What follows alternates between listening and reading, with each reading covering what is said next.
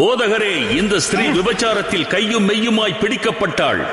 இப்படிப்பட்டவர்களை கல்லெறிந்து கொள்ள வேண்டும் என்று மோசே நியாயப்பிரமாணத்தில் நமக்கு கட்டளையிட்டிருக்கிறாரே, நீர் என்ன சொல்கிறீர்? இயேசுவு குனிந்து விரலினால் தரையிலே எழுதினார்.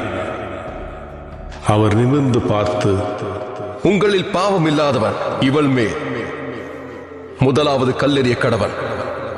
அவர்கள் அதை கேட்டு தங்கள் மனசாட்சியினால் கடிந்து கொள்ளப்பட்டு பெரியோர் முதல் சிறியோர் வரைக்கும் ஒவ்வொருவராய் போய்விட்டார்கள். ஒருவனாகிலும் உன்னை ஆக்கினைக்குள்ளாக தீர்க்கவில்லையா? இல்லை ஆண்டவரே. நானும் உன்னை ஆக்கினைக்குள்ளாக தீர்க்கிறதில்லை. நீ போ, இனி பாவம் செய்யாதே. எனக்கு உன் இதயம் தான் வேணும். பிதாவும் உன்னுடைய இதயத்தை தான் விரும்புகிறார்.